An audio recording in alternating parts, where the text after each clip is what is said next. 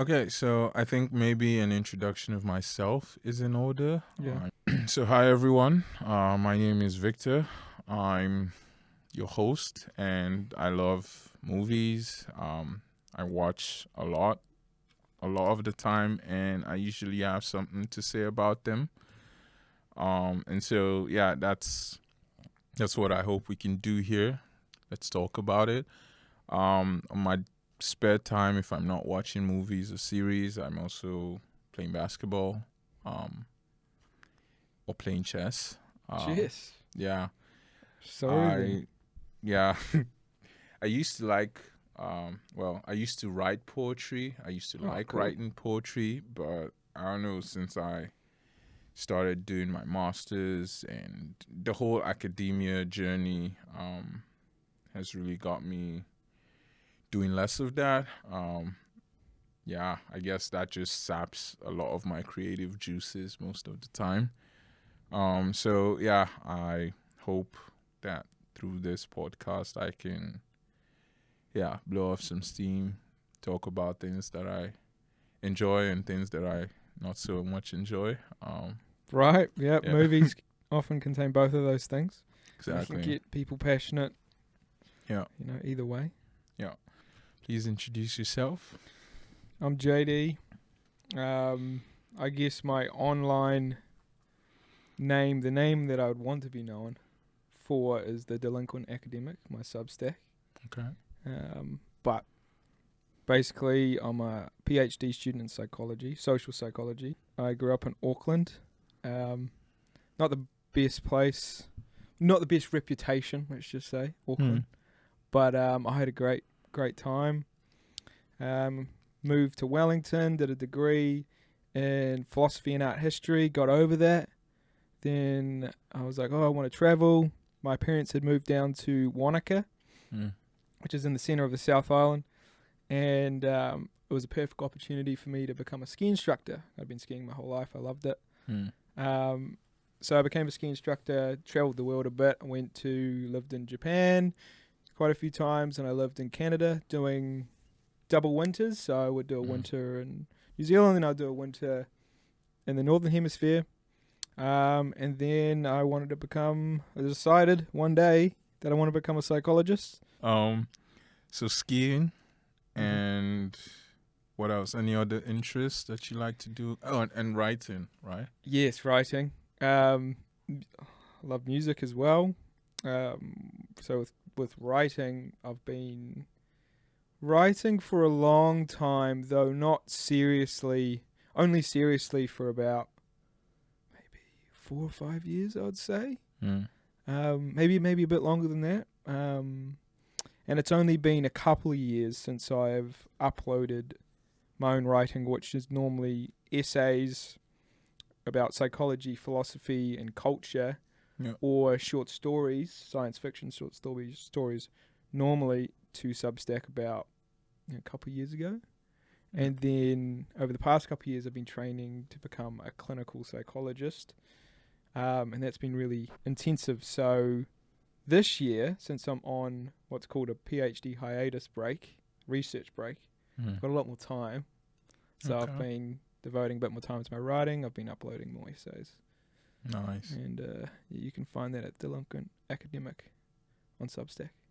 Okay. Yeah. Got that. Got that. All right. So yeah, we're just gonna get started. Today we're gonna be discussing 3 things. Power, season 1, episode 1. It's a really nice series, in my opinion, anyway. Dune, part 1, and Dune, part 2. Yeah. In my head, I'm like conceptualizing those as one thing. Okay. Yeah. Because they are one It book, does right? feel like it is that. one book. Yeah. And when I rewatched them, I was like, this is one thing. And the director, Denis, I can't pronounce his last name, he said that he designed them, he shot them to be just one continuous thing. Oh, and we can talk about that when we yeah. go into Okay. detail. Okay. Yeah. All right. So I think we should just get started with Power first, since it's like just one episode, and we can get that out of the way, and then talk about Dune. Yeah, 1 yeah. and 2, Sounds which good. is much longer. So yeah, I mean, just in general about the series, the first episode, it's just an introduction, right? It's a pilot. It's a So setup. Yeah. what do you think about it in general? So I liked it. Yeah, I liked it. It was a little bit rough around the edges, but the things that matter, in my opinion, about like storytelling, so films and books, the plot and characterization, it did well. It did really well.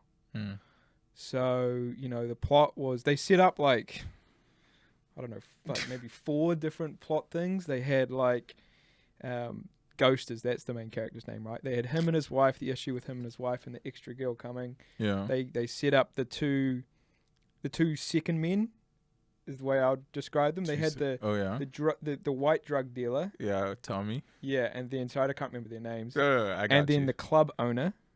The club owner. So they're kind of in they're kind of in competition with each other. Employee Cantos.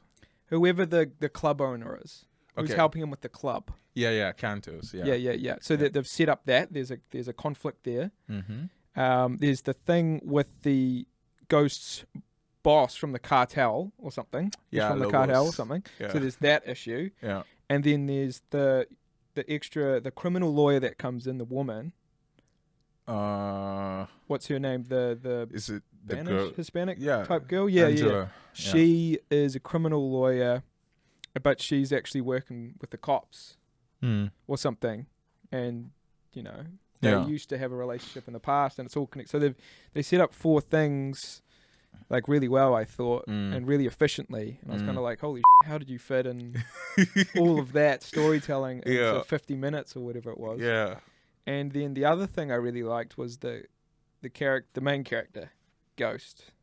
Because like there was that first scene, right, when he's one of those he's an anti-hero. He's obviously an immoral person. Like he just murders that guy right at the start. He like executes him, right? Yeah. But for some reason, you like him.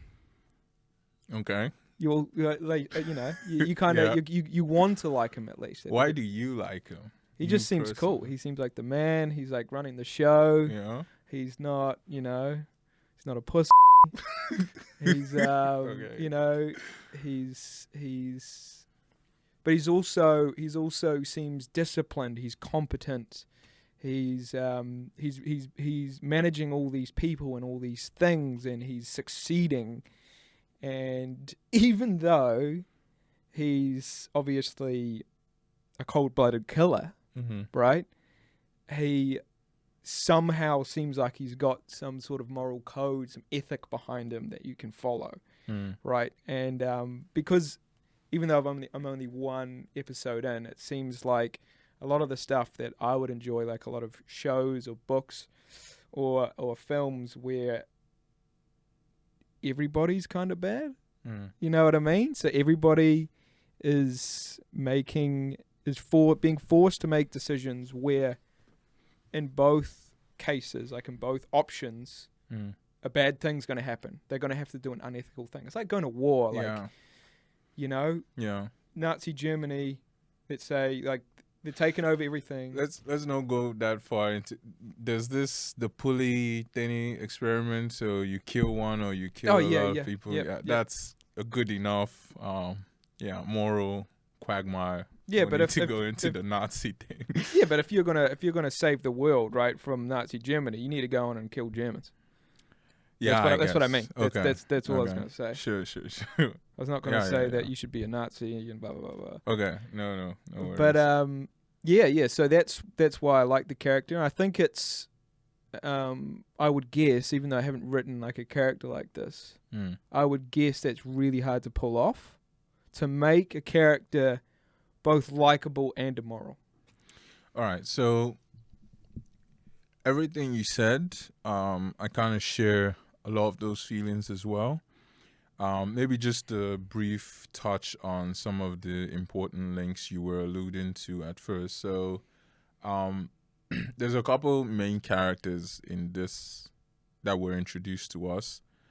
because we see their faces, a couple times throughout the episode, right? So that's how they somewhat matter, right? They're not just there. So there's the main character, James Ghost.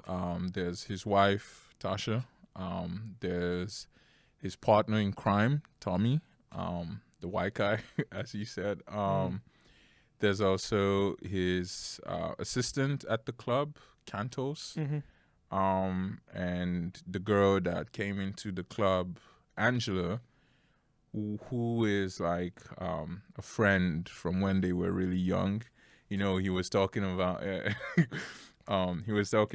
her with his partner in the car when he said Angela came in the club.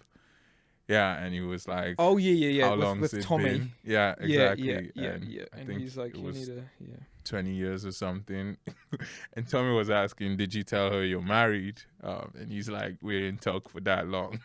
Could have easily done, right? Yeah, so it's just the first episode, but I think, yeah, it's a great story.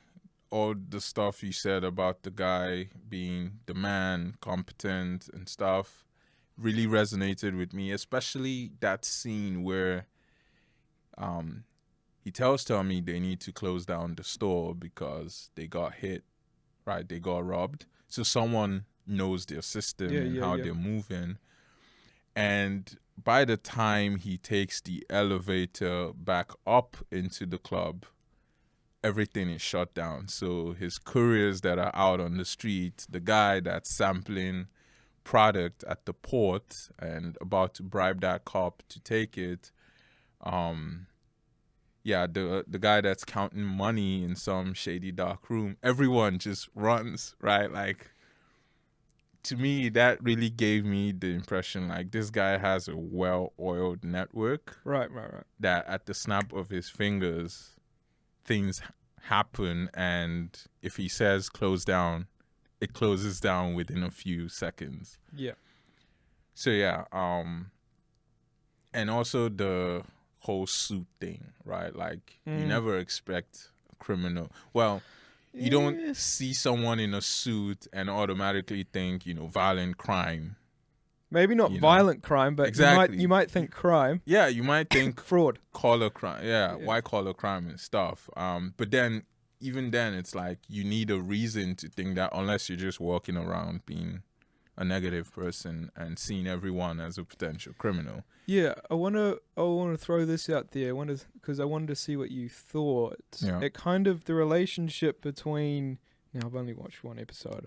I don't know where it's going to go exactly, but what it reminded me of, the relationship between Tommy, who now I don't know his name, the white guy, and Ghost, kind of reminded me of Stringer Bell and Avon Barksdale. Yeah. Right? So you got Avon Barksdale, who wants to do the, he wants to stay on the street. He wants to, F people up, right? Like Avon Barksdale's the man, right? And then you got Stringer Bell, who wants to like get off the street, and he wants to become a developer. He wants to go where the money is. He's wearing the suits, right? He's all classy, and that's one of the most powerful relationships. Yeah. In that wonderful series that we've talked about before, The Wire, and so this seemed like the same thing, but they've flipped it, right? So the bad option might be going with Tommy, because like in The Wire, I don't know, but it's ambiguous. It's you kind of like Stringer Bell gets got in the end, whereas Avon Barksdale just goes to jail. He just stays there. He kind of survives, ironically. Right? Yeah. Right? But whereas here, it seems like they might have flipped that. But I don't know. It's like the first. Yeah, I think with Avon and Stringer, it's like the dynamic there is a bit more, I don't know, it seems more like Avon is a bit more in charge than Stringer. And only when he went into the big house did he lose some of his juice, and Stringer was like automatically running things. Yeah. He's his number 2 guy. Yep. Exactly. But with Ghost and Tommy, it's like they're kind of equals in the business. Oh, really? It might not seem like it at first, but they kind of run things through each other before making decisions, right? Like he met with one of their they call them primeras in the show. One of the, I guess, sub distributors, because they are distros, the distributor for Lobos for New York, but then they have smaller gangs that they also sell kind of wholesale to as well, for them to then sell retail.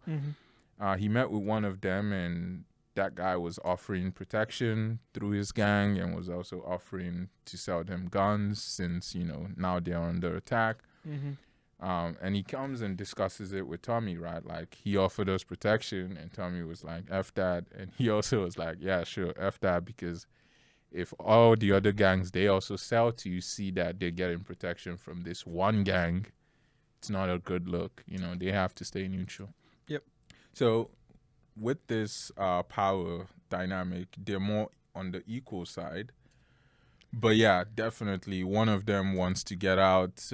It's clear from episode 1, right? He's talking about the club, like, what if it's not just where we clean our money, but it's like a plan B for us to get our way out. And he's got the cartel guy going, I want you to be, you could run a cartel or something. Exactly. You can work like 3 days a year, right? Yeah. You can get other people to,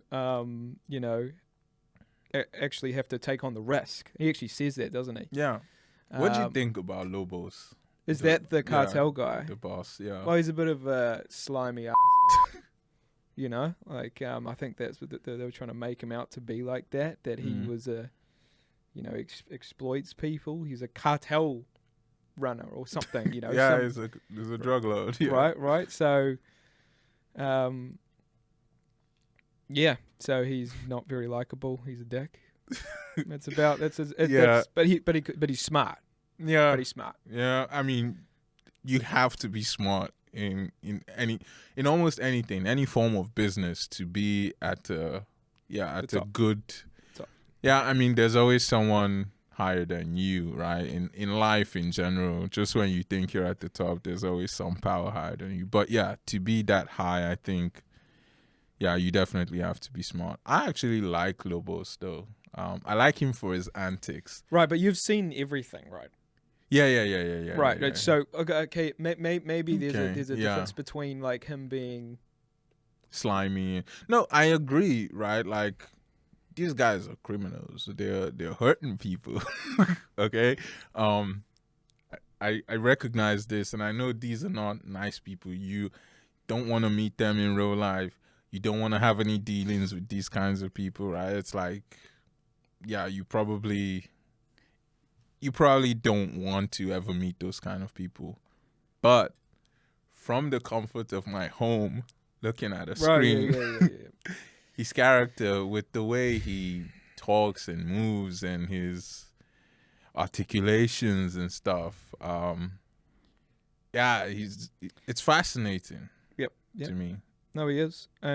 But as I said before, that characters can grow in you, and they can go from being a character you don't like to a character you like, and vice versa. Yeah. And on that note, who's the wife? Tasha.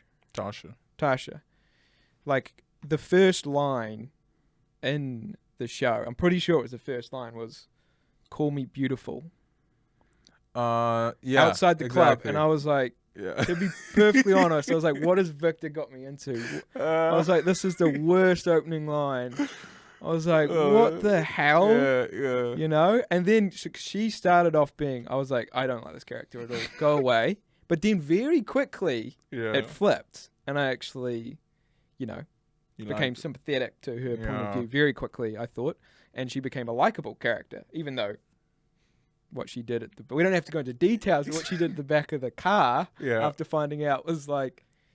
Yeah. Let's talk about that for a second. Okay. So your man, your husband and father to your 3 children. So there's 3 of them? Is there 3 of them? Yeah. Okay. It's 3. It's 1 girl, 1 boy, and then 1 very young one who's also a girl. Yeah. Meets someone from, well, he just talks to someone, right? Like, he didn't notice you were standing close by when he walked by. he was talking with someone and you see him take her digits, right? Like, Yeah. all of this happens. We're not females, right? So we can't necessarily put ourselves in those exact shoes. But I think as hopefully empathetic, emotionally No, I get intelligent I get where you're going. human beings, Yeah. what do you think is a good response at that moment? Well, so obviously what he did was wrong. Okay. And even though he had already murdered someone, for some reason I thought he was bigger than to do that and like blatant, because that was actually Okay. stupid. Yeah. Because that was actually, it was in his club. He knew his wife was there. He didn't know she was there yet. Oh, though. sorry. Like, Okay, he so it's couldn't not have as told. stupid as I Yeah. thought, but it Yeah. was still not smart. It Yeah. was still like, other people, his underlings, if we can call them that, Okay. might have seen him. It just still didn't seem. Obviously, the extra woman, what's her name? Angela. They've got a really big connection. That's obvious. But okay, so what he did was wrong.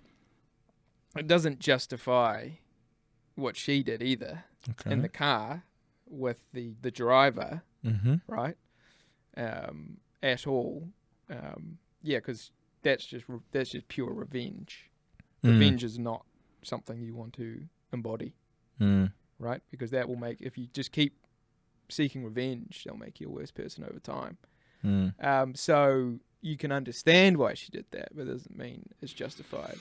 Yeah. I don't know. Like, for me, I think if you're married, you've got 3 kids, there should be nothing you can't talk about.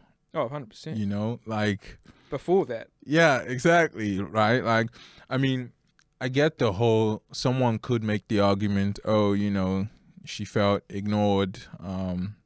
Even before leaving home, they had this sort of mini fight, you could say, where he asked her, when you married me. Forgot about that. Yeah, good point. What did you think I was going to be?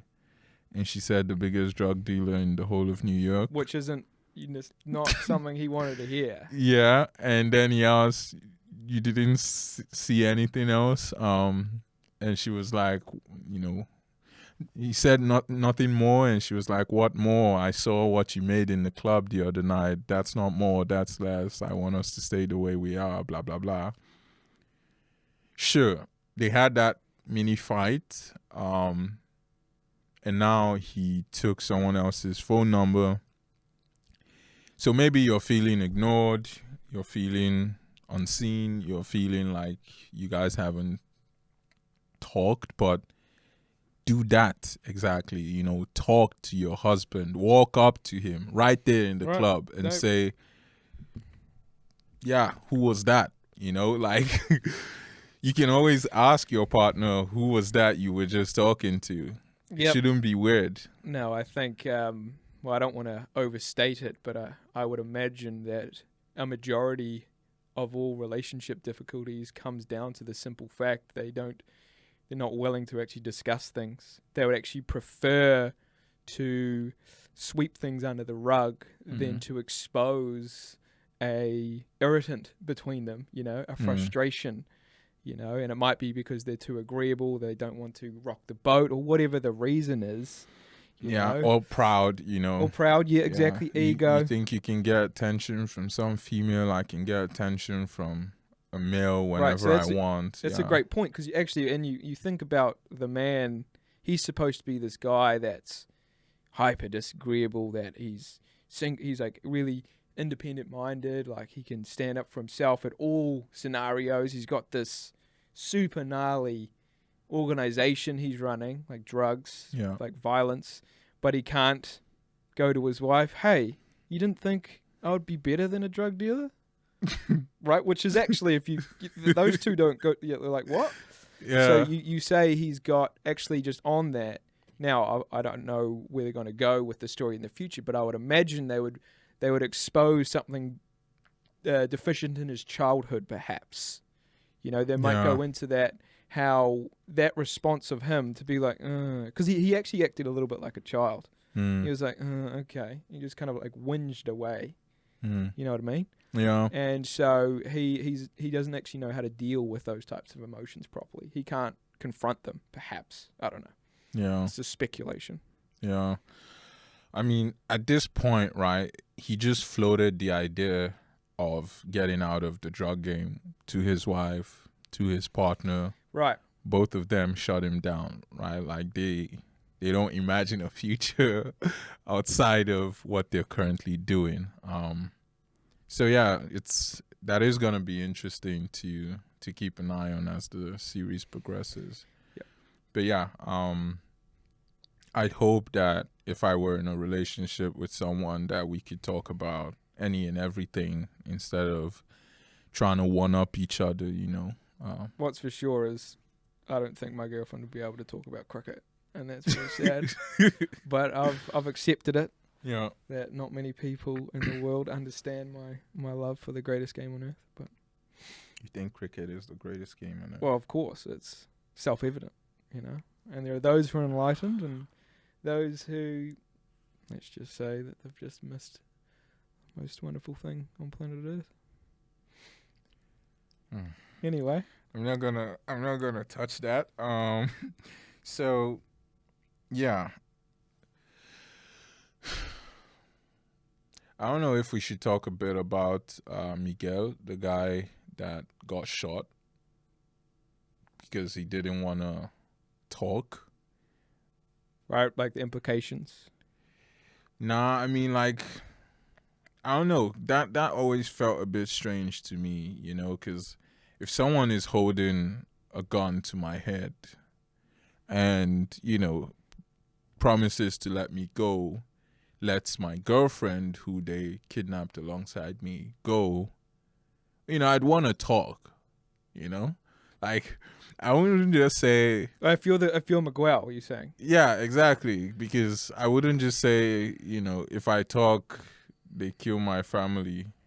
Dude, live today and find a way to get yourself and your family out of reach. Yeah, but you could You imagine a scenario where he's seen this happen to many different people, and every single one of them who has spoken, has been killed, and their family has been killed. He sees the odds stacked against him, and he's like, I'm going to see if I can get out of this without speaking, despite what you just said about the girlfriend. Nah. What I actually found strange about that situation, what I was like, it's cool for the character Ghost, but weird for the plot, I thought, is why did Ghost himself kill him? Like, I get you're trying to develop the character. Yeah. But to me, it was like, why doesn't he get one of his underlings to kill him? Get his you know, what's the expression? His blood off the crime. You know what I mean? And, you know, so he's not actually going to be the guy pulling the trigger. I mean... It reminded me of the scene, but they kind of, again, they flipped it. Have you seen American Gangster with Denzel Washington? Yeah. That's actually something we should review as well. Yeah, sure. I love that film. Anyway, like right at the start, he's with Denzel is like his. What's the older guy, the older drug kingpin? Right at the start, I can't remember his name. It's like Bunny or Bumpy or something like that, right? Yeah. But he's his Denzel was his like number. He's his trigger man. Yeah, right. like It's his kind of number like that two. scene at the start. It's Yeah. like yeah. So that's the other thing that scene reminded me. So of. why not establish his power by having him order someone else to pull the trigger and they pull it? Because if they find the gun, if they find DNA, then it will actually it will go back to him. Yeah, the gunshot residue on his body and so on. Yeah, I mean, I think, you know, it's like these things can happen in many different ways, but I guess some leaders are more hands-on than That's a others. good way to describe it. Yeah. But to counter that, I think he woke up in the morning with flashbacks of what he'd done the night before. Mm-hmm. So if he really wanted to do it, you know, if he was like a bloodthirsty type of person, which he doesn't seem like it, I might be wrong,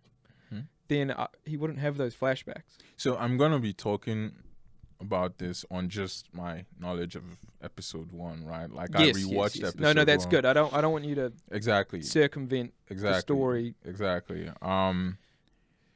So I think if you can do a heinous act and you can remember that act and it's not like you're smiling or anything, I think that's just signs of there is a somewhat normal human being in there, right? Because especially with the flashbacks the next morning. Exactly, because it's not nothing to do that. He knows it's taking a life. It makes him more sympathetic. Exactly. He knows it's taking a life, so it is consequential, and you at least have to remember the person or the thing you did. But yeah, I don't know. I guess it's just me because, sure, I mean, to me it seemed like a choice between kill me now or let me live and I try to run away and get my family out and you catch us and kill us. I'd still take the let me try at least instead of that makes logical sense without knowing more information. But yeah. I think also the thing with maybe taking a more like general view of movies is that if you get too analytical about the decisions some of the characters made, you can almost find fault with everything a character has made, like the decisions I mean. Yeah. Because, you know, why didn't they do that? Like in real life, we make decisions all the time that are based on limited information, or even with, you know, heaps of information, we can make a slightly wrong decision, right? And we can look back at it and go, oh, I should have done this or I should have done that. Yeah. I think if you have that magnifying glass, put that magnifying glass on like a film script, you know, we can be like, oh, I should have done this, should have done that. And it's like, that's not how the people operate. Yeah, for sure. I mean, definitely. But yeah, that scene, it just stuck out to me personally because I'm always looking at things from, well, I don't think I can necessarily help it, but I try to look at it from, you know, how are they justifying their decisions to themselves? I try to look at these characters as real people, right? So how are they justifying their decisions to themselves, and what would I do in that situation? And if there is a point where they did something that I wouldn't do, and I'm not really able to see how they could justify it to themselves, it sticks a bit, you know, it sticks to my mind a little bit.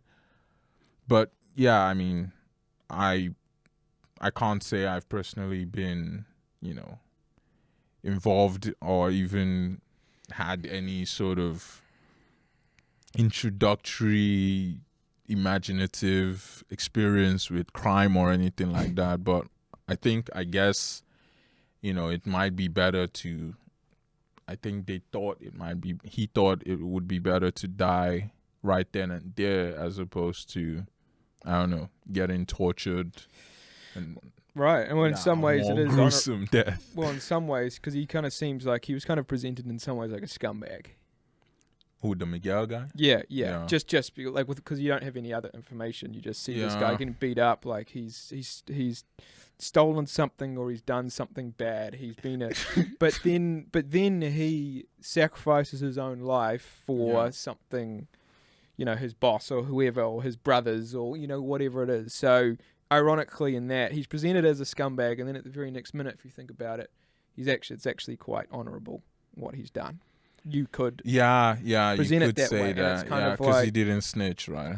Oh. And what it does is then, in like at least in my head, it was kind of like whatever organization or hierarchy this guy is in, I don't know what it is now, but whatever he's in, they've got a very strong honor code and duty to each other, right? Well, either that or, you know, the guys at the top have made it extremely clear that death is a better option.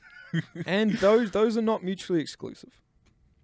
I don't know if I would say that, because it's different when, you know, your honor, you know, you're choosing to die because of, you know, you hold strong beliefs and don't want to betray those beliefs, like the I understand that, Cosa Nostra.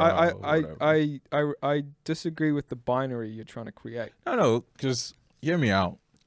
If I believe that, you know, my crime family is, legitimate and we're tight knit and whatever, we have to stick together and so on and so forth. And I'm willing to die rather than expose that.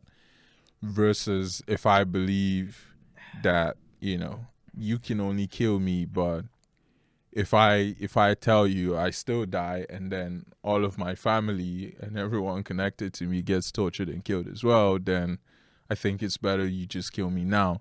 One is honorable and more my choice versus the other is just, I'm weighing the decisions before me, and this is the lesser of the two evils. But he still has a choice. It's still a choice, but one is more because of honor or whatever, and the other is fear. Yeah, sure. But like, my only point is that, okay, you could see in his eyes he was very fearful, but he also it might be an honor thing, right? To die for his family. And what you were saying before was, we were talking about the main character Ghost, how there's still a part of him that's very human. Yeah. Just like this guy. Just like in a lot of slimy people, they have the capacity for good and the capacity for honorable acts. It's just perhaps circumstance, or it's perhaps a weak will, or whatever the thing is, right? So, okay. But it's a cartel. Right, so they probably are not chill on the old torture front. Yeah. What would you say is your best scene from that episode? So it could be that scene. Even though there are things that I think are wrong with it, I still really liked it. It still really drew me in, because especially after that first... Which scene? The execution scene. Okay. It really drew me in, especially after Tasha's weak-ass line to start off with. I was like, what is this? Call me beautiful. I was like, what the hell? Yeah. Anyway... then it's this scene, and I was really brought in, and it developed the character of Ghost, and it kind of set up a lot of things. I thought as an opening, it was really strong. Yeah. They did character and they did plot really well. So probably, I'm just trying to think now, what else there could be. I think also the scene when he's having sex with his wife and he's having those flashbacks and he's almost predatory. Because I think that develops the character really well, because you get a sense of the predation in his personality, but also he's still, as you said, human. I think that was actually done really well. It's not a pleasant scene to watch, but it was really well done. That was really good. Yeah, probably. What about yours? Mine, I would say, was the scene where he was, he just killed someone, and then he puts back on his suit, goes upstairs, and starts mingling with people. And by the time he gets from downstairs to upstairs, the whole business has closed, and everyone's scampered out. It felt like one of those, imagine you're selling drugs out of a, moving van, and you just close the back, and maybe the ground opens and the van goes in and the ground closes, no trace of what was going on here type of thing. Yeah, that sort of made me feel okay, wow. So you got the top, superficial, what it looks like on top, and you got all the stuff in the bottom. Exactly. This dude is he's definitely living a double life, that's evident, but he's doing it so well that he's practically two people, and he's switching through them with ease. Well, I think that diametrically opposed, almost personalities that are facing off between each other, seems like they're personified in the two, what I would just call secondary characters, and which will probably be main characters, but you know what I mean. Tommy and the other guy, Cantor, do you say? Cantos. Yeah. It almost seems like they are parts of his ghosts, two parts of his personality, right? You know, facing off, right? And they're actually expressed in characters. Yeah. So you've got the violence, the drug running, the do everything underhanded, that type of stuff, drugs, and then you've got the clean, sweet talking, or running a club, a lot of finesse, you know what I mean? Yeah. No, I get you. It definitely can look like these two people in his life are sort of lampposts pointing in two life directions for him. So you use the word seem. What does that make you think? Well, I mean, Tommy is more of a friend and equal to Ghost, right? As you said. Whereas Cantus is more an employee kind of thing. But there was that scene how they were like, at least Tommy was like taunting him and being like, exactly, this is the way we do things. And he was like, exactly, and you're a douche. No, but like even in that scene, Tommy made it clear that I'm your boss as well, just as James is, right? Because he was giving him orders and stuff. Right. So I wouldn't necessarily say they're the same to Ghost, but they're definitely indicators of different directions that he can go in with his life. Yep. Fair enough. Cool. All right. Yeah, so I think overall with this first episode, what I did want to point out that kind of struck me, because I'm also thinking about it from the first time I watched the series, and also now that I recently just had to rewatch it, so I'm current. How many times have you watched it? Maybe like 3.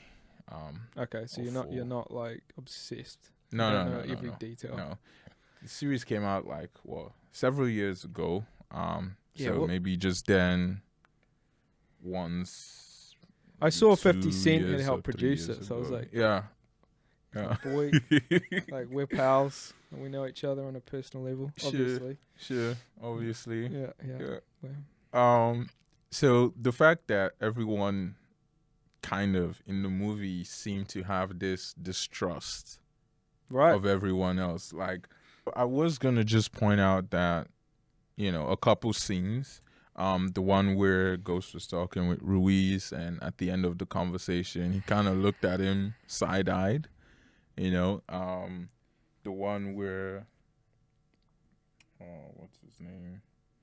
Ruiz side-eyed Lobos. When Lobos came to meet him in that boxing gym. So, which one's which? So, Lobos is the cartel drug kingpin. Yeah. And Ruiz is the gang leader for a specific gang called the Soldados. And they met in a boxing gym at some point. Yeah. And then there was the undercover agent. Yeah, that was watching them. Yeah. When, he was like, bueno, let's go in there and talk. And the boss went first. You could see his whole face like change from smiling to like, yeah. This dude. This like, and also, when Lobos honesty checked Ghost and Tommy, right? Like when they came to give him his money, and Tommy was like, I'm not sure about this, your idea of we telling him that we got hit, right? And they gave him the money. He gave it to his associate to count. Right. And Ghost was like, it's all there. And he's counting it right in his face. Yeah, and of course he scolds that guy for counting out loud and gave it to someone else. And that person counts it. So, first of all, he doesn't trust that they would give him the total money, right? Of course. Because that's quite a normal scene. Yeah. General scene. But then he asks, is everything okay, right? When he's looking over food. Tommy says everything's just fine. Ghost says, we got hit last night. And then he says, so I heard. Yeah. So he knows what happens to them. Of course. But he's asking a question that he already knows the answer to to see if they'll tell him the truth. Exactly. So a whole lot of like just suspiciously checking everyone. But looking at that's people. normal. Like, it was obvious from the get-go. This is about drugs. This is about violence. This is about deception. This is about blah, blah, blah, blah, blah. So that scene, without being too critical, that's a scene that I'm sure we've both seen in many types of crime and drug films. Sure. Or TV shows or books or whatever, where, there's a boss and he's essentially interrogating somebody under his command, right? And he sees if he can trip him up, sees if he can catch him in a lie, right? Yeah. And no, but you did point out how I didn't actually notice that, how Tommy lied, but Ghost didn't lie. And that I just want to raise one point between those two characters. Now, I might be wrong, but Ghost seems like to have a higher IQ than Tommy. He seems like he's a smarter guy. Yeah. And Tommy seems a little bit thicker. He's not thick, but he's thicker. Yeah. It might make he doesn't have the finesse and the guile, to really be a big player. And he's got the brashness and the arrogance and the confidence to do the lower level stuff. Yeah. But maybe not what Ghost has. Yeah. I mean, I think, it really showed a dynamic, right? Because Ghost from jump was like, we should tell him. He would want to find out from us. It's better he finds out from us, Which is the smart thing to do. Yeah. I mean, I guess you could say that, right? But I don't know. Like, or at least the way they constructed. Yeah. It seemed like the way. It's probably the smart thing to do, at least with how things turned out. But I'm also not necessarily sold against Tommy's part of not telling him. No, you're right. Yeah, because it's really about how would Lobos take it. Would he mind if we don't tell him? And the irony is he goes to that. He does mind. The gang, the Hispanic gang leader. Yeah, he's still... In the end, he's like, they've got reliability issues with Ghost, which is the irony behind what you just said. So, okay, we'll take a step back, but...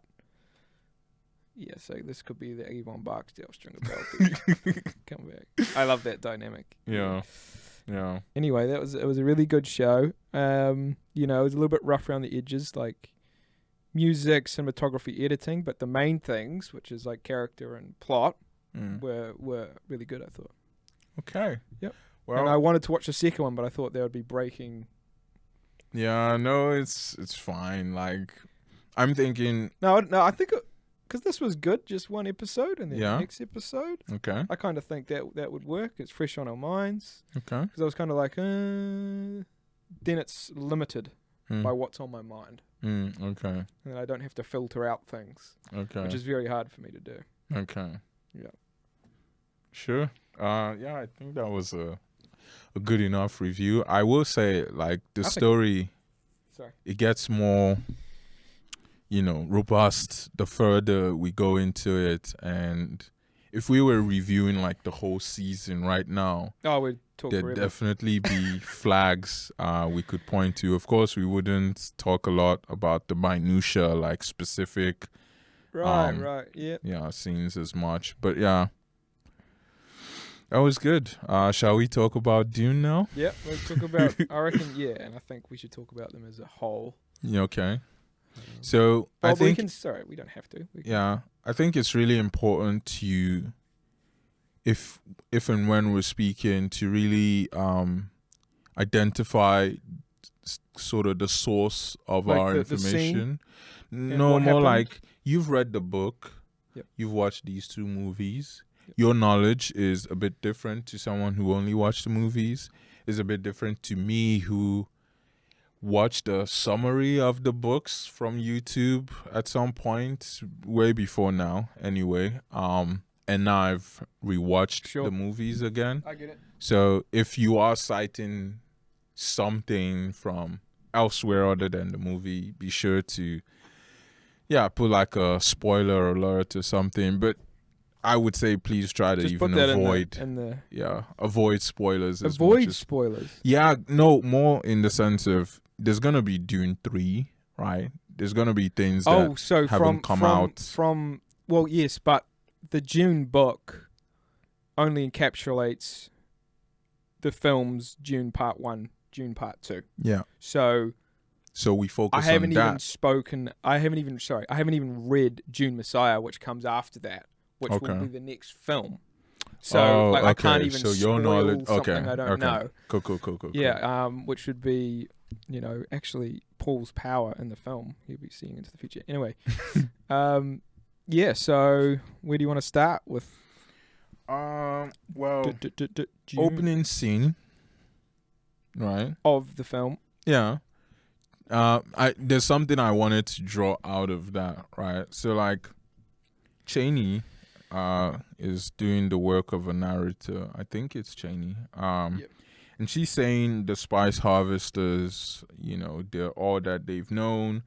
They harvest the land during nightfall because they can't stand the heat during the day. And that the colonizers treat the people badly. They quote unquote ravage the land for spice. Harkins, yep. Yeah. So it's like spice, as I understand it, and this might be a bit on the nose in terms of a spoiler or not, because the exposition hasn't been quite comprehensive, but I feel like this should have been mentioned in the movies, although it was not. Spice comes from the worms. I think so. Yeah, the worms. It is like, even reading the books, it feels kind of vague, but I think you're right. Yeah, the worms make the spice as a byproduct of existing. And so it's a renewable resource, right? So why is she making it sound like, you've got oil in the ground, it's a finite resource, and the colonizers are coming to take it? It might be. That's an interesting point. I never really thought of that. But it might be de facto not renewable. So, like, it might take, if it is from the worms, but you take the place from whence they live. If you take all the sand away where the spice is, then the worms can't live. And then if the worms don't live, then there's no spice generation, right? Or if you take a large portion of it away, you have to generate more. It might take a lot of time. So it might be a de facto thing, or it might be, Yeah. No, but like later on in the movie though, the point of Paul, the Lisan al-Gaib, is, I think someone said it at some point in the movie in part 1, is, for him to come and make, maybe it was part 2 though. This stuff is blurred together. Yeah. And so with Power, it was 50 minutes. Yeah. This one we got over 5 hours. Yeah. Right? So we can be a little bit more. Okay. So someone said that the point of Paul was, the Lisan al-Gaib, whether that's Paul or not, was to come and make Arrakis, which is their planet, a nice place with trees and abundant water and stuff. So I'm just imagining a tropical place. That's not in the films, I think. And when I rewatched them, because it's in the box. It is in the movie. Where is it? I believe it's part 2 when, what's his name? The Fremen guy. Stilgar is talking to his mom and shows him the well, shows her the well. Of the exactly. all the souls. Yeah, and tells her, prophecy says, when we have enough water in the wells, the Lisan al-Gaib will come and make the planet. I can't. Yeah. I must have. So the two are merging. Yeah. Into my. Okay. I definitely say a lot of the exposition, and for me, this is a criticism of the movie. A lot of the exposition, a lot of the contextual information, it's all very subtly laid out. It's annoying, Yep. I literally had to watch this movie and spot areas of, particular importance and jot it out. Because the first time I'd watched the movie, it all just flew past me. Right. So I've heard, that's a really good point you make. And when I watched it the first time, I thought exactly the same thing. So what I've been told, is that the director, Denis whatever his last name is. It's probably easier to pronounce. And anyway, he. I was told by especially my friend Jack, I think, he said that he's a director, he's a very minimal storyteller. Yeah. So he doesn't hold your hand, he tells it in a very minimal way. But when I watched it the first time, I hadn't read any of the books. Mm-hmm. I didn't know, I actually knew very little about Dune. Mm. And I was like, what the fuck is going on? Exactly. Why is this popular? Like, you know? Like, well, I guess, but like, it was visually and orally stunning, right? So that kept me going. Definitely. But I was like, if you take away the good sound, if you take away the good visuals, the bones of it is, might not actually be there. Yeah. And Paul seems like a weird, or Timothée Chalamet, whatever his name is, he seems like a weird choice. Like he's like a little weakling, and you're just kind of like, okay. Physically, right? Like not a lot of physically, muscles. not in his, like, obviously he's very agile and that's really cool and stuff. But you're kind of like, what's going on here? And the point I wanted to make was after I had after I had read the books, the book, which is I recommend for everyone. It's a great novel. It is. Okay. Then the film made way more sense, right? And it was almost like thinking like the two go together, even though there's things that are changed in the films. Yeah. It almost seemed like you read the book, you watch the film. Yeah. And that's how it's meant to be consumed. But for other things, like let's say Lord of the Rings, it's not like that. It doesn't need to be like that. Yeah. And I think that criticism is one of the reasons it's not a masterpiece. Exactly. I mean, because it doesn't stand alone. Exactly. Because I was like, it took me 3 watches of the first one to actually kind of figure out what the hell's going on. Man, so I watched the film, watched a YouTube summary of all the books because I'm not trying to read all those books. You should give the first one a try. If anyone is out there and you don't feel like going through all of those books just to get the... Well, it's just the first one. Sure, but I went through the YouTube video I watched, went through the whole thing, so that was pretty nice.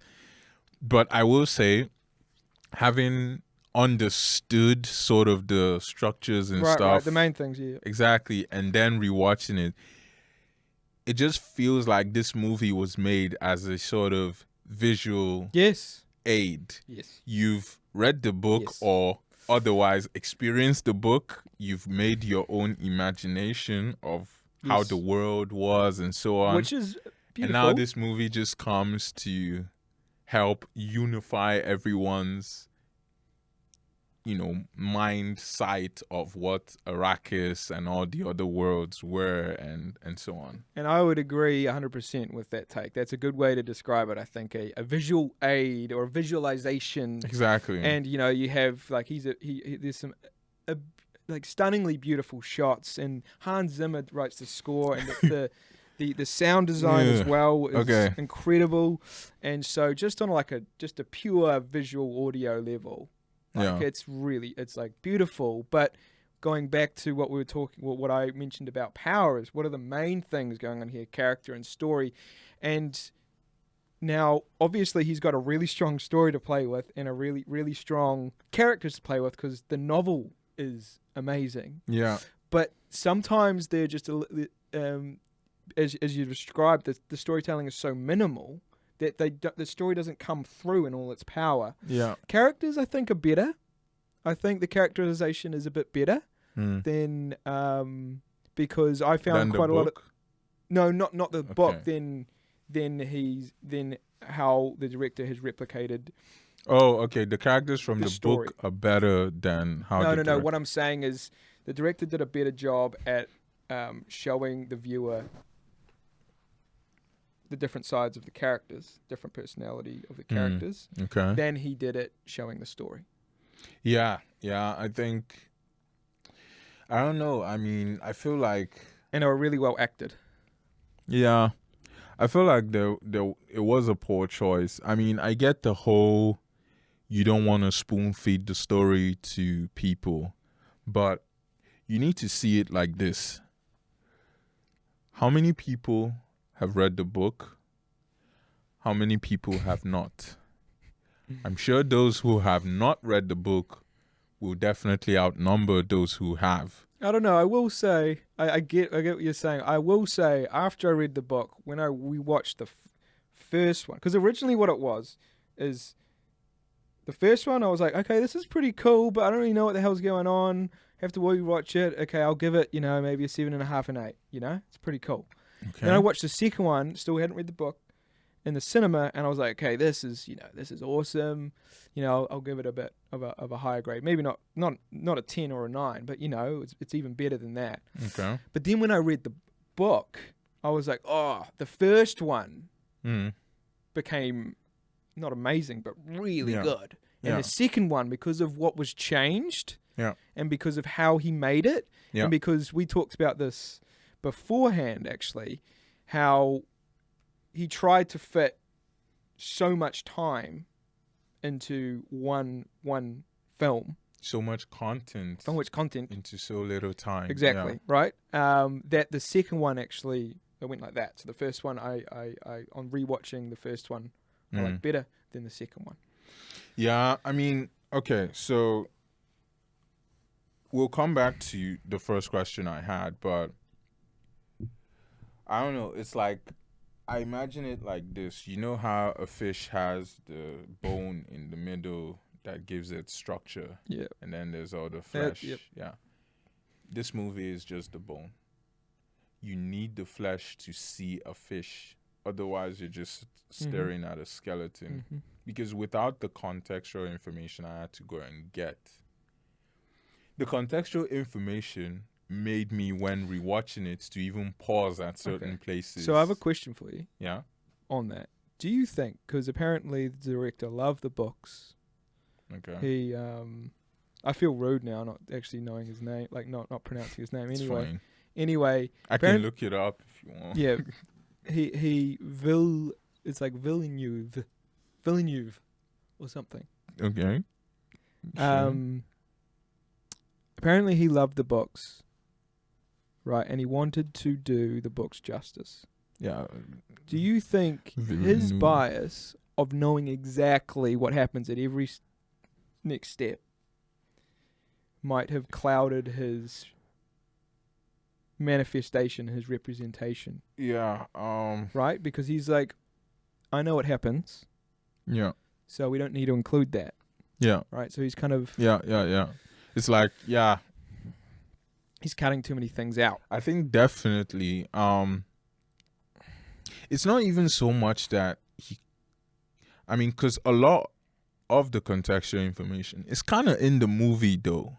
It is there. It is there. It's just you have to recognize it when you see it, which I couldn't. Yeah. I couldn't without the aid of knowing already that it's there, knowing what to look for. And maybe that's just, that because it is just minimal storytelling, like it is just a style. And maybe, that's not something that you want to be messing around with. Maybe that's not something that you're into.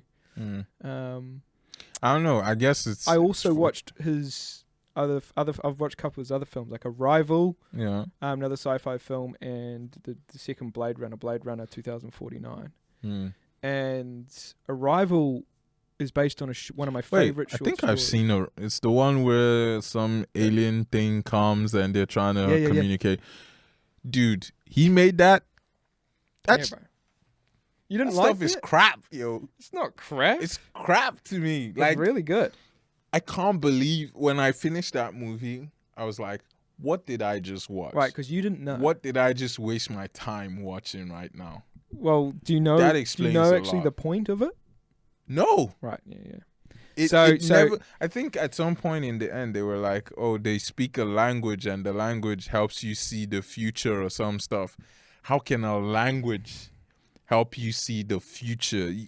So it's based off a short story written by Ted Chiang, and it's a genius short story. So I gotta read the short story to make sense of the movie now. Well, That explains a lot. Hold on, let me explain. So because I knew the story intimately and I really liked it, and then I watched the movie later, much later. Okay.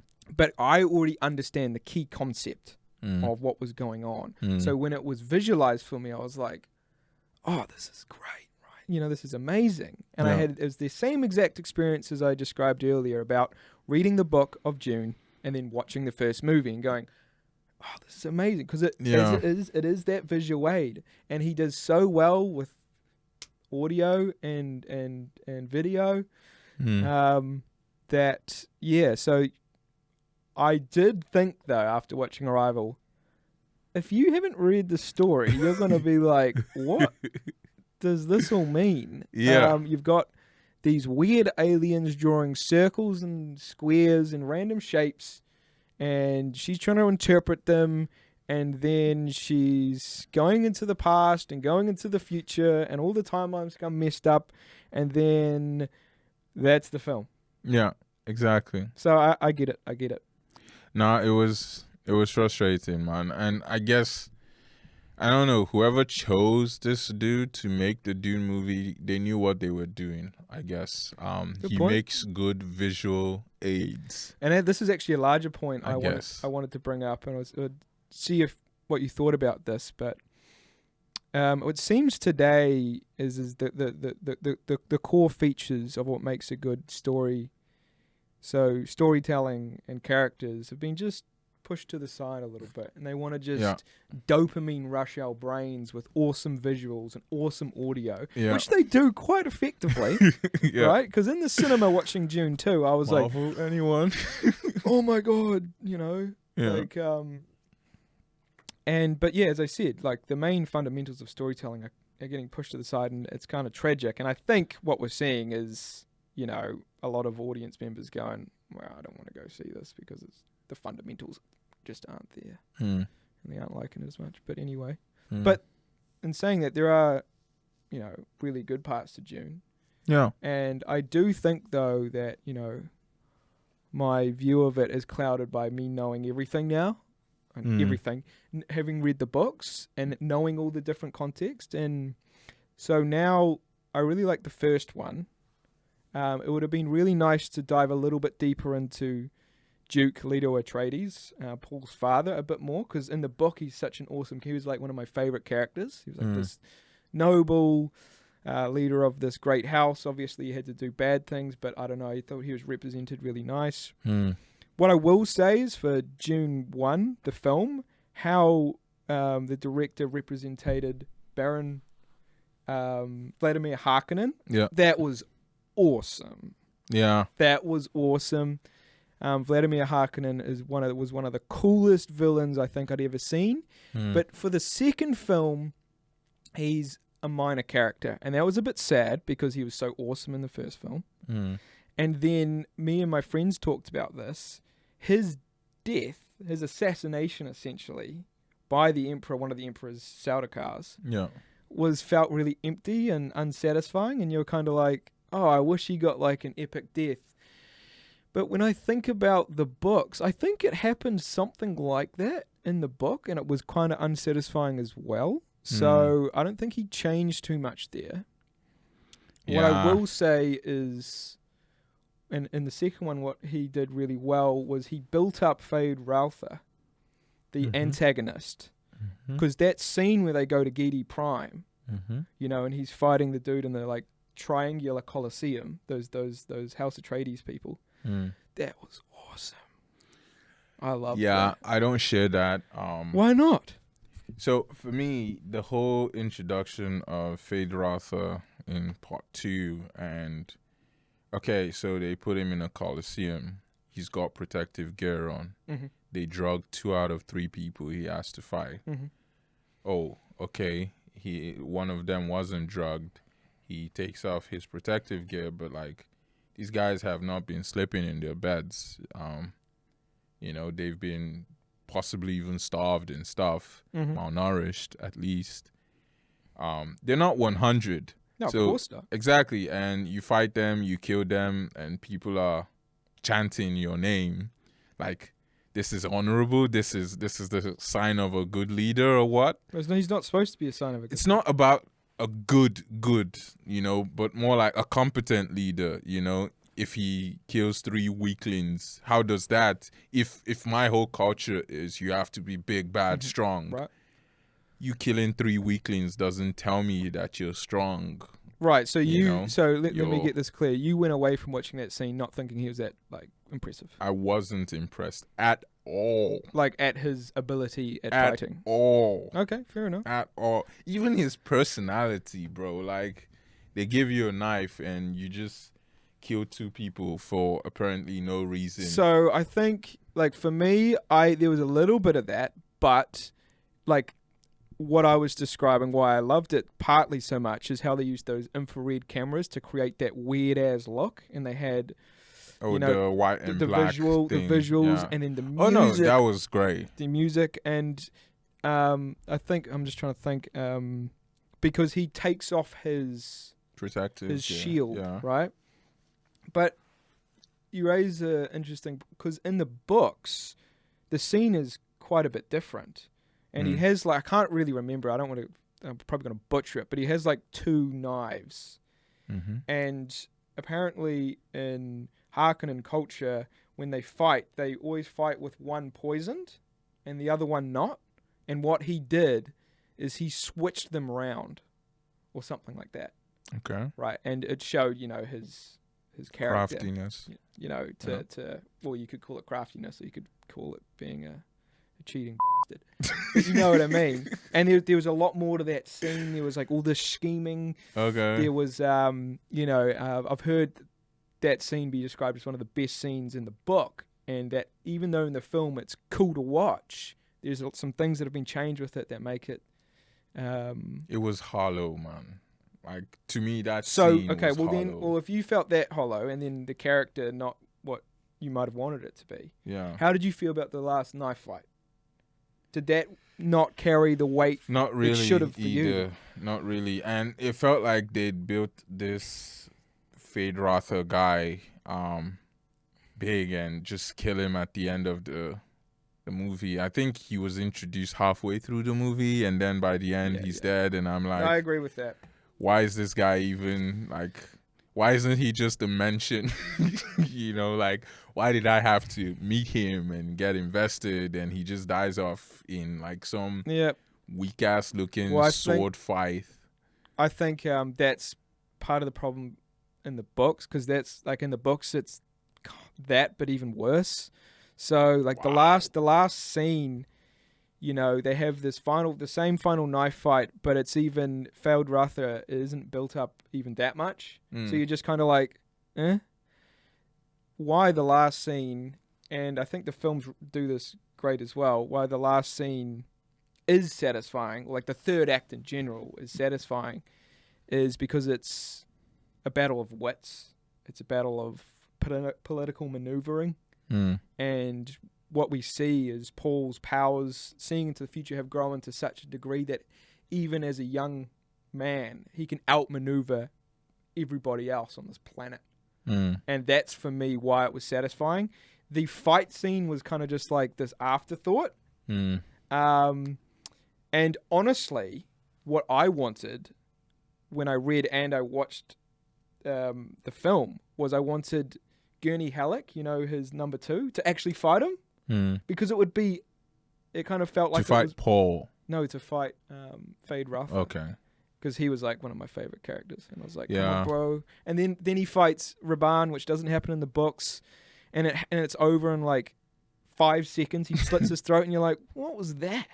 Exactly. It's these guys are supposed to be big, bad, scary. He was supposed to be the Beast. That was his nickname. And he dies in that a millisecond. dude he's strapped, yo. I've got a question for you. You just take him down so easily. I mean, I get that you could. Dude, it's Bautista. Exactly. You could Bautista. outmaneuver people. Speed and is it nimbleness or whatever can beat strength and brute force, but I mean, it can't be that easy, bro. What's the point then of building all that muscle and being so highly acclaimed in the military, if some dude can just, some skinny ass dude can just take you down like that. Yep. No, I think I agree. On that front. Oh, what was I going to say? Oh, what do you think then about Chani in the films being basically as good as fighter as Paul? Because in the books she isn't. She's very competent, but she's not like one-on-one. Because in the films, it's like she's killing Seldakar, which are supposed to be basically very, close to the Freeman. Yeah. In fighting ability, and she's just I kind of looked at it and I was like, that's a bit cringe. But anyway, I moved that to the side. What do you think about her character generally? I mean, so I know if I had read the book, probably, because what stuck out to me the most was the romance between them, between Paul and her. As in good or bad or in between somewhere? I'm getting to that. Okay. So it stuck out to me the most, and I felt like if I had read the book, it would have been more gradual, but I feel like the director tried to make it gradual, but at some point, the first kiss, it felt a bit manufactured. It didn't feel natural at all. Like, yeah.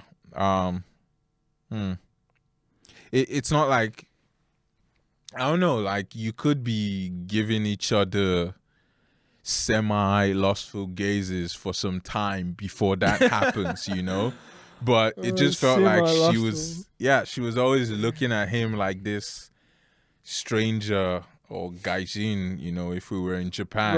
Right, yeah. And then all of a sudden, you're making out on exactly, a June, just like that. It's like, let's make a baby. No, you're right. When I watched because I hadn't read the books, of course, so when I watched the film, I was like, oh, this feels like melodramatic cringe. Like, I'm not there, dude. Why are they kissing already? I had a very similar reaction. I was like, these scenes are cringe, at least to me. And what I found out later, and I'm sure you did too, is that was actually supposed to take place over like 4 years or 3 years or something. Oh, shit. So, like, their love story takes place over ages. So, yeah, and essentially in the film, what he did is, and not just the love story, but the whole story, which is an entire book, like a book within a book, inside, like the second act inside the Dune book, takes place over 4 years. But in the movie, it's like a montage.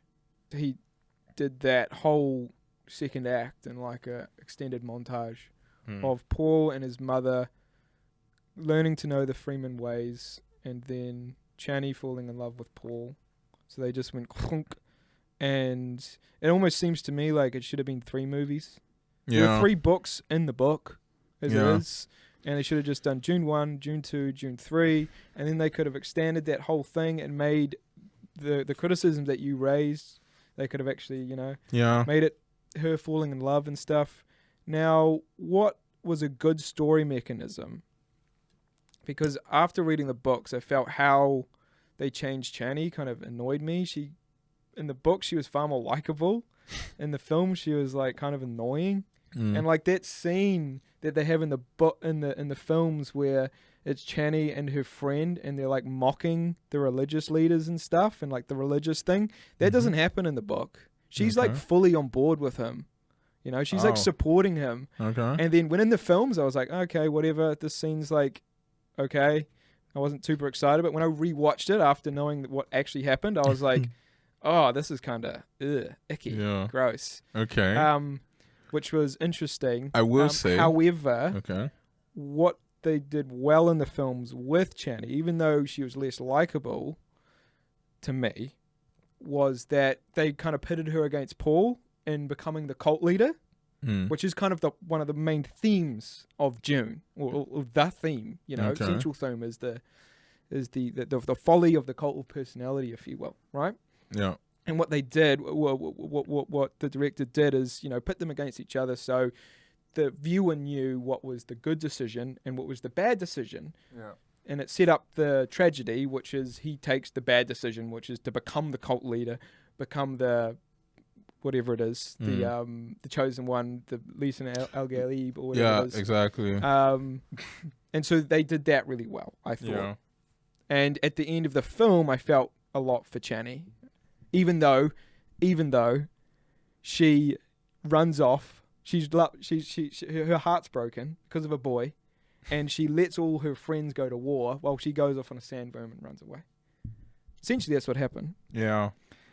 I mean, okay, so there's a lot to unpack there. With Chani, I didn't necessarily mind that she was against, the religious zealotism. Oh, me too. Me too when I watched it. Yeah. Just because I feel like there's always got to be those people, right? Everyone can't just be on board from day one. I mean, you could technically make everyone be on board there's no conflict from day one. No. But yeah, it is normal to have non-believers. It did feel a bit sus that the mother and... Okay, so in part 1, Paul was like, I need to convert the non-believers, and so was the mom as well. In part 2, it was just the mom from the perspective of we need to convert, talking to her unborn daughter, we need to convert the non-believers so that Paul will be safe, and so on and so forth. But Paul was then not seemingly on board with the future he's able to see because it's gruesome and stuff. I felt like that was a sharp change between how he was in part 1 and how he was in part 2, with no apparent time skip. And that's also a gripe I have with the movie. They could have made use of time skips, to emphasize the passage of time, because it literally felt like day 1, House Atreides lands on Arrakis, takes over from Harkonnen. Maybe a week later, Harkonnens come back, kill everyone. Part 2. I think that is time, right? Sure. Part 2 picks up where part 1 left, because they're basically still burning the bodies from the previous slaughter. And in maybe 2-3 weeks, it feels that way. There is no exact time, reference, right? But it feels like what could be seen as 2-3 weeks. Now they're fighting back against the Harkonnens and blowing up stuff. And he's already gotten, with Chani and stuff. So he's a fast mover as far as player goes. Yeah, no plates anymore, baby. Yeah. But I don't know if... And you say it took like 3 years to get from conversation to all that friendliness. So it's like there could have been time skips, and that would also explain a lot with how long it took him to endear himself to the Fremen people and so on. Yeah. Right? No, I 100% agree. So when I actually my you've met Liam, my friend. He said that like he said something like he found the first hour or so boring, right? Or like not engaging or something like that. And yeah, I found it was a similar thing, though probably not as critical as him when I watched it. But yeah, as I said before, when I read the books, it made sense. I was like, he's just gone, and he's just changed the story so it happens over like a series of months or something, or even weeks. It felt like weeks, bro. Yeah. Like, and I was like, okay, yeah. So the sharp change. Okay, yeah. Makes sense. Well, yeah, makes sense that, it shouldn't be like that. Shouldn't have been like that. And yeah, I keep coming back to the idea that they're dopamine rushing our brains with really nice visuals and really nice audio, and they're satisfying the viewer enough. Yeah. But like you go back to Lord of the Rings, Lord of the Rings had the beautiful music, it had the beautiful visuals, It still had the story. and it had the story. And you could watch the movie independent of reading the book. Yes, exactly. It's not too much to ask. And I feel really. like I'm being a bit, this is, comparing Dune to Lord of the Rings, Sure. arguably the greatest series ever created. That's argument there, but please continue. It's one of the best cinema, series. Sure. We can at least say that much. Yeah. Like comparing that to Dune might be a bit mean. But I think Dune aspired to that level. Yeah. It aspired to that level, and it commanded the audience for it. So I think it's justified actually to compare it. Yeah. It tried to be a Star Wars. Yeah. Right? It tried. Star Wars has gone from one of the most loved franchises of all time to getting flushed down multiple toilets. Yeah. Anyway, that's another rant for another day, I think. Yeah. What did you think about the Bene Gesserit and the Emperor? Because I feel like these are two forces that are making things happen in this Dune universe, right? Like, well, in the Emperor, he's kind of weak, and I remember hearing people like criticizing that Christopher Walken is playing the Emperor. I didn't bat an eyelid. I thought, Christopher Walken's cool. He looks weak and powerless, and that's kind of what he's supposed to represent, like old power that has kind of lost touch. And you see his daughter is far more astute, tactically. Mm-hmm. So I thought that was fine. I thought it was actually represented quite nicely in the films. Yeah. With the Bene Gesserit, I really liked them in the books and in the films. Because to me they represented feminine psychopathy. Yeah. Where it's it's not brute force and violence in your face. It's more backstabbing, manipulation, reputation destruction, scheming behind closed doors and moving the pieces at the back, right? That nobody sees. That nobody sees, exactly. And, going even deeper with the meddling with genetic birth lines and all of this stuff. And the voice. Right, and the voice. Right, good point. The feminine seduction. No, the voice that they can use to control you. Yeah. But that's like seduction. Oh, it was? Or it could be like if you think about like the personality trait, it's like okay. charisma. It's like that's the thing that he's trying to. I interpret as like Herbert's trying to do is focus on like one of the essential powers is not physical force. It's the command of words and phrases and the way because it's not just what they say, it's how they say it. Right. I mean, because one of the early scenes in part 1 is where Jessica, the mom of Paul, is, telling him, command me to pass you the glass or something, Yeah. So, to me, that seems like a superpower, no? I have the voice. And even the Reverend Mother, when she came to their planet, Neil. Exactly, she commanded him, come here. Yeah. He lost it. He wasn't even him anymore, right? Neil, and he found himself kneeling, and he's like, as if he was asleep and he just woke up. How dare you use the voice on me?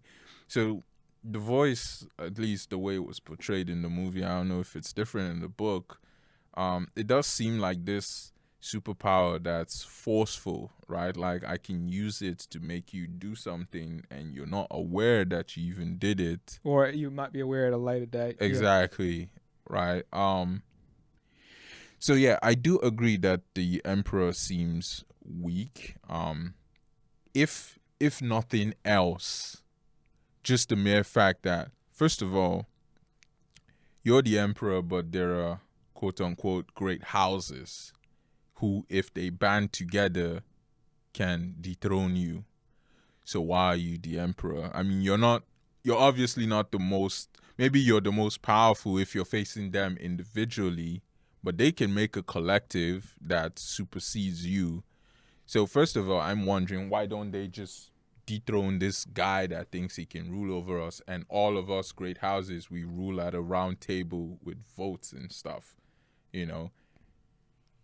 Question, just let that hang in the air. But secondly, how can you be an emperor, all powerful, what you say goes, at least as long as the great houses don't band against you, but then you allow a race of people who have a superpower, the voice, to exist, and they could potentially command people even against their will, including you. Yeah. So so my only conclusion to this, because I asked myself the same when I watched it, and even when I read it, I was thinking this too. I was like, why do they let these in here? Oh, you know, okay. Why did they let them into their, into their house?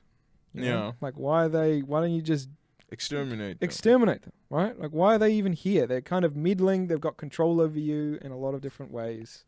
Why are they even here? And I guess the only good answer, well, there could be a lot, but the one that came to my head was like, they're so good at what they do. They're so powerful, and their manipulation abilities exceeds even the possible desire of one to exterminate them and to stop them. So they're actually just so powerful, the Bene Gesserit, that they will just have control. I mean, yeah, I get that. Yeah, I mean, you could literally see it as, okay, you were born into this world. The Bene Gesserit, they've established themselves, right? And even if you're the emperor, the great houses exist, and they probably have sisters in each house willing to, manipulate, coerce, or otherwise convince the great houses to band against you if you try to go hunting for them, right? But I mean, it has to not sit right with not just me, emperor, if I were the emperor, but also the leaders of the great houses, that there is this force that holds sway over us in such a I don't think it does possibly unchecked way. Why can't we just make some tech, block the ears of ourselves and our armies, and just hunt these people down, and fair if enough, not exterminate them, seriously call their numbers and make them wanted in all of our galaxies. It just felt like, I mean, it adds more flavor to the world, right, that they exist. It's just strange that no one seemed to touch on the fact that if I am to achieve even something approaching absolute power, if not even power over the whole universe, power over my world, over my people, over my government, if I am to achieve that, Bene Gesserit cannot exist around me, because they can control me against my will. There's a number of things there. So, where to start? I kind of think one of the why are they around? So I think one of the things Herbert is trying to play off is male desire. And male desire often, especially at those high levels for power, it's like a really base instinct. It overcomes, a better decision, right? You might do something as a man, to satisfy your urges in this instance. And, the sad fact is, at least what he's saying, is this gets the better of, especially those in power, that desire. And maybe that's the reason why they're around. The second thing is, like, with the idea with getting absolute power, at least in this world, is the Bene Gesserit are breeding into existence that person, right? Mm-hmm. So you could actually view it the other way around, that the way to get ultimate power is through the Bene Gesserit, and become the Lisan al-Ghaib, become that cult leader. And then you have, not only the power of, for the sake of argument, a mortal, just a mortal being, maybe that's not the right word, but a person without these powers. Yeah. You also have all of that stuff, that masculine power of like dominance and competence and, whatever. But now you have it combined with the Bene Gesserit. You've got the finesse and you've got the guile, you've got the manipulation. You combine that into one person, and now you have the ultimate power. Yeah, I mean, I get it. If the Bene Gesserit were just this group, that wielded natural political power, sure, but they wield something more than natural political power. Right. They wield this. They wield this superpower supernatural power to compel action.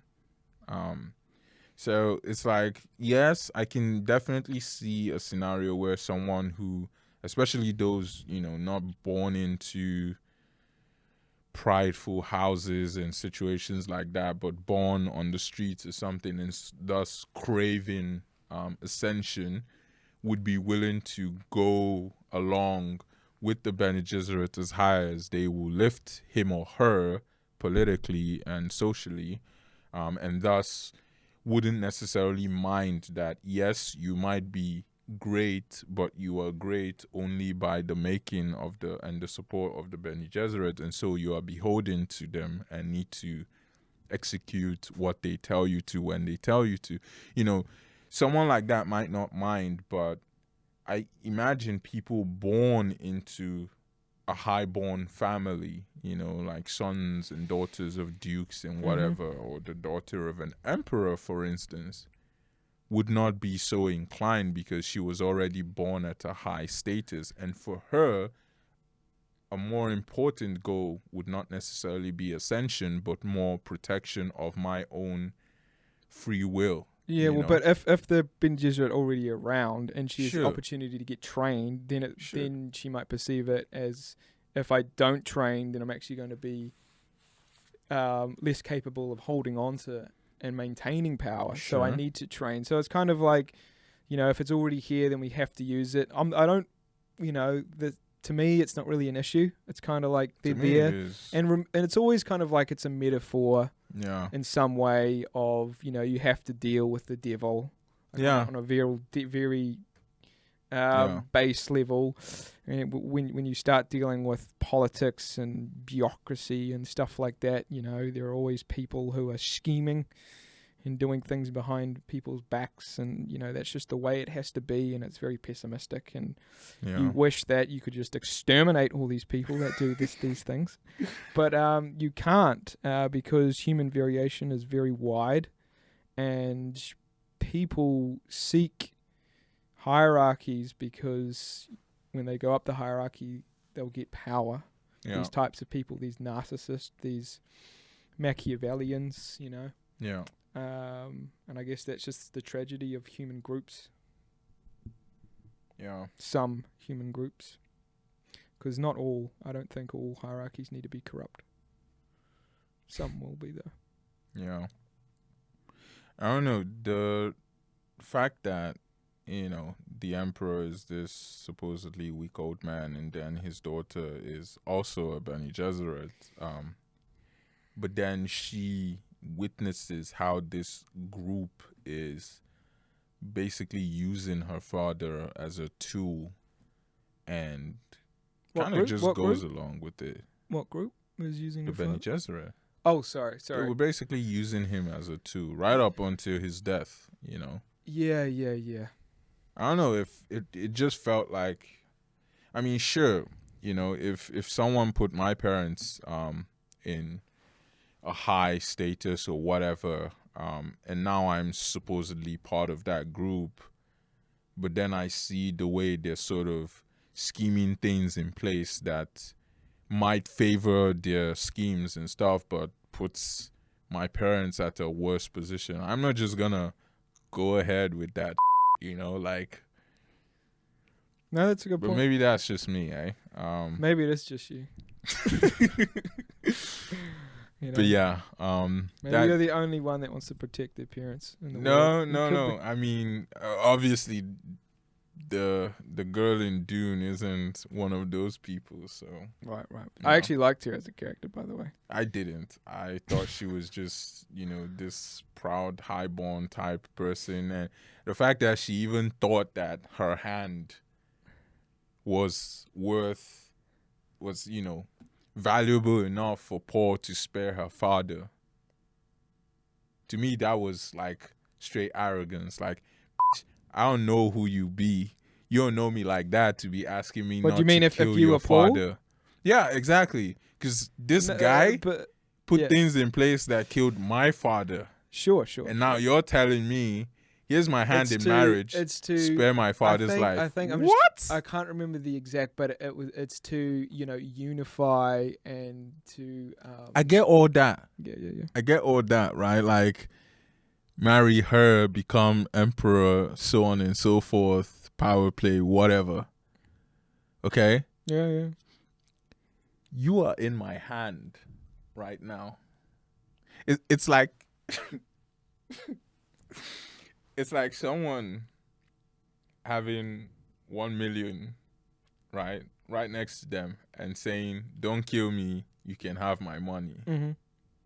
Bro, I have you and I have your money. Like, oh right, so why keep the girl? Exactly. Well, it could be like I don't know. It could be like a warmonger thing that it's too far. Too far to go to just kill her as well. Although it would have been kind of cool if he had wouldn't just executed necessarily. her. Yeah, I would kill him, the emperor. But he didn't even kill her. Exactly. Get back. But he's an anti-hero. He's not actually a villain. Because my father died, I'm going to do it for my father. And also to send a message. Like, you can't just kill an Atreides and think you're going to... Right, but he did execute... Live to tell in the film, he did, finish off the Baron Harkonnen in front of everybody. But the Emperor was also involved in the plot. No, you're right. So you seem very passionate. I would clean You the seem table. very passionate about being... If you were in Paul's position, you would have been a bloodthirsty warmonger and executed everybody. No, not to send a not message not like that. To everybody around you that if you go up against me, I will execute you. So sometimes you kill a few in a certain way. It sends a message, and no one tests you. Yeah. And you've saved all those lives from testing. But you could argue on that reasoning that he'd already done that with the Baron Harkonnen. No, I don't think so. I think the Emperor also needed to go to sort of say, you killed just the Lord of seemingly one house that shouldn't matter so much, and even the Emperor who was part of that. Yeah, I think there could be a key piece of information we're missing here. Maybe that would make that will come his in logic part 3 or something. Make a lot more sense, and maybe it was in the book and I've missed it. Maybe, but it definitely it. wasn't clear from the movie, and so taking off what I saw in the movie, I think he should have killed the Emperor. I think it should have been a choice of, you, milady, will you unite with me and we unite our forces, or will you resist? If you resist, kill her too, and ask the Sardaukar and everyone else, will you swear fealty to me? If not, then let's just get on with the holy war, innit? Yeah, well, maybe that could be it. That maybe that's it actually. That without her, the Sardaukar wouldn't swear. Maybe, but and maybe that's it. I don't know. Yeah, I'd have no idea what happens in the next one. Obviously, it is what it is, though. Like, just because he's even married to her doesn't mean he lives happily ever after. I don't think Princess Irulan, because you described her as arrogant, and I see where you're coming from, but in the book she's not. No. When I say arrogant, I don't necessarily mean her character. I mean the fact that she's so highborn, and the fact that she thinks her hand in marriage is on the same level as retribution for scheming and killing someone's father. Like, your father schemed and killed my father, and you think, oh, if you give me your hand in marriage, that's good enough for me not to off your pops? But that could be, isn't that like part of the thing? There's all this seduction, and there's also almost women trading their bodies for, power and control. Isn't that part of the theme? You saw with Fade Rother and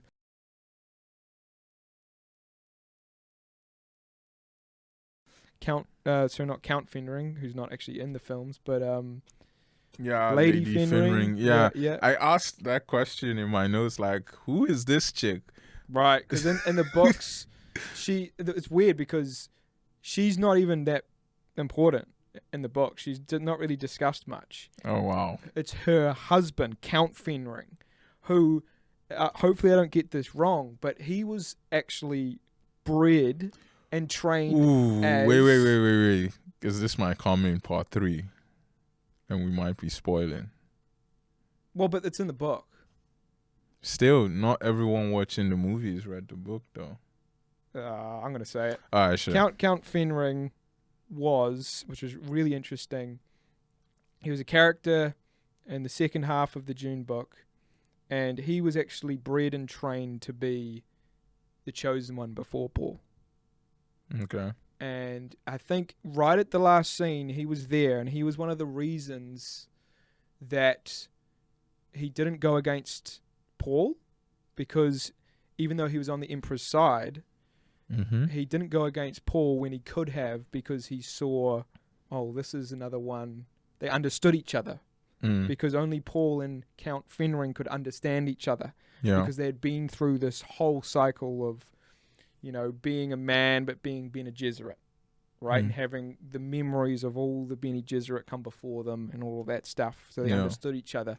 And actually, when I watched the film, it was really interesting how that got completely cut out of it. But exactly. You're right, this could return. And now Lady Fenring seems to have, had relations with Fade Rother, and now is carrying I his just can't seed. Remember if that happens in the book. I probably does. But it's that it's seems minimal. messed up if she's married, though, bro. Like, that is Agreed. Yeah. Mm-mm. Anyway, we talked for quite a long time. Are you happy? Anything else that you want to... What would you give the films then? 1 and 2 out of 10.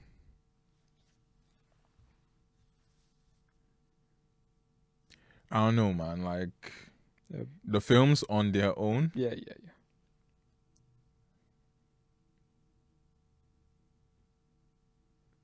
I mean, I'd say visuals. No. 9 out of 10. Wait, I'm getting there. Visuals, 9 out of 10. Sound, 7.5 out of 10. Just because that, that yelling sound thing that seems to come when important stuff happen, it started to get annoying. But to me, what matters the most in the movie is the story. And that is severely lacking, because there's a whole lot of holes that you need context to fill before you get it. So, movie on its own, I would say 5.5 out of 10. Savage. Both? 1 and 2? Both of them put together. Okay. I mean, 1... I don't know. I just compile both because it wouldn't be that different. Maybe 1 5.5 to 6, maybe 2 between 5 to 6. So yeah. Yeah. Okay. You hate Dune. I get it. I don't I'm hate just it. kidding. I'm just kidding. Yeah. So the films for me, there was still. So we got to. What we got to remember is that a lot of the films that have been coming out in the past 5 years to a decade have been rubbish. Right? That is true. So when Dune comes out and I watch it, I'll go, this is something that's not rubbish. And in that environment, in that context, it's probably seemed better to me than it was. Now, without reading the books, I would have maybe rated the first one as 7.5 to an 8. Oh, wow. Well, but right? Okay. And then the second one maybe an 8.5. But after reading the books, they just basically flip around. And I would probably rate the second one as a 7.5 or maybe even just a 7. whereas the first one is an 8 or an 8.5. Okay. But I really get persuaded by other people because I generally know best. But you have persuaded me on some good points about and good criticisms about the Dune film that I respect and I actually agree with a lot of them. So maybe those are actually a bit high as ratings, and maybe they could both go down like a point or something. And then that would be fair. It's just that I have heard quite a lot of people say they do enjoy it, and it is actually nice to get somebody to have someone shit on it. So that's good, you know, a bit of a counter narrative coming in, because because I did have a sneaking. This is true. I had a sneaking. There was like, there's things not quite right with it, and then people are calling it a masterpiece. I'm like, no. Yeah. No. Yeah, I never get those people. No, that's bonkers. So, yeah, it's once this is the way maybe I should describe it. Read the book, then watch the film as a visual aid as you've described. Yeah. That's the best way to do it, and that's the best way you're going to get most out of it. If you don't read the book, it's not going to be nowhere near as good. It's almost like a big jump. It improves dramatically if you read the book. Yeah. Or actually, the second one is a little bit. The first one in particular, is better because so much of it. Remember when I rewatched it, I was like, when I first watched it, I was like, these random people with random like this random protective things over their faces, all these random people speaking in metaphor, and yeah. No, I mean, my rating was definitely just based on remove the context about the book that strip it off if you watch the movie, and that's exactly how I felt coming out of watching those movies. I was like, this stuff is massively overrated, but that's just from my perspective, right, of not having read the book. But I feel like a lot of the people giving it props are people who have read the book, and so it just shines to them, right? Like, having understood the context of the book and stuff to a certain extent, I can't say I even really get all that much because I just watched the summary of the books. It's now, closer to 7 to 8 in my mind, but that's why it's easy for me to answer the question of movie just on its own, what would you rate it? It's pretty low. Yeah, and I think it's actually good for the conversation that one of us has read the books and one of us hasn't, because it provides that context of like, what do the movies get you if you do read the books? And I think that the movies are substantially better if you read the book. Yeah. Although you might be irritated with changes, but that's rated it too high at 5.5. No, for real. Like Well, while we're here, have you seen like more recent films as well, just to see what you think about recent films? Like, what about Oppenheimer? Have you seen Oppenheimer? No, I haven't. Yeah, it's like 4,000 hours long. What about Killers of the Flower Moon? Martin Scorsese? No, haven't seen that. That's like 8,000 hours long. What else has come out recently that I've seen? Not too much, because it's all been...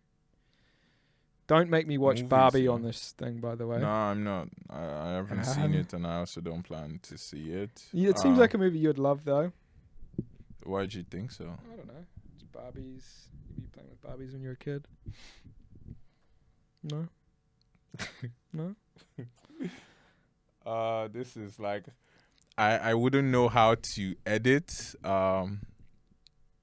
a certain finger that I wanted to show you. I wouldn't know how to blur it out. Just do it, so. man. Like, so I'm not going to do it. People are going to know your true character through the movies you like, so you might as well. Yeah, whatever. You might as well I'll leave them to do that. Yeah, metaphorical F you. I take it. Fair enough. Exactly. But yeah, I mean, I think this was a cool conversation. Yeah. It's good to understand a different perspective when looking at movies and series. So yeah. It was cool. But yeah,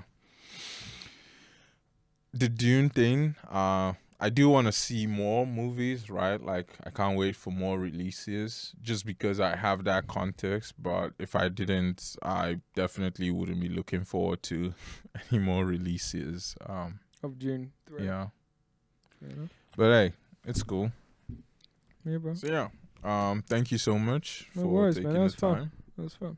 It was nice chopping it up and discussing. Yeah, we sat here for 2 hours waiting for the before it even Hey, started. you don't need to Waiting know for that. I aged like 10 years in that time. Sure. Sure. No, just kidding. No, it was really fun. Thank you for the opportunity. Nice. Get to talk about something I love, films, stories, more generally. Same thing. So Same here, that's awesome. You're a great host. Thank you. Despite everything, despite you hating the best science fiction films of all time. I'm just kidding. Yeah, sure. It's not. It's not. I think you're right. Yeah. It was refreshing to hear someone not necessarily just bag it because they don't like X, Y, or Z, but actually come up with good criticisms that I would agree with, like especially with the story. But anyway, Power was really good. So thanks for getting me to watch that. Sure thing, man. Recommending it. Yeah, and I mean, we'll watch stuff we don't necessarily think we might like from time to time, but that happens, right? Yeah. You appreciate the things you like all the more when you see things you don't like. Right. The surprise is like, oh, this isn't actually garbage. Yeah. No, 100%. Anyway, bro. All right. Thank you so much, and yeah, No let's worries. do this again. 100%. All right. Cheers, man.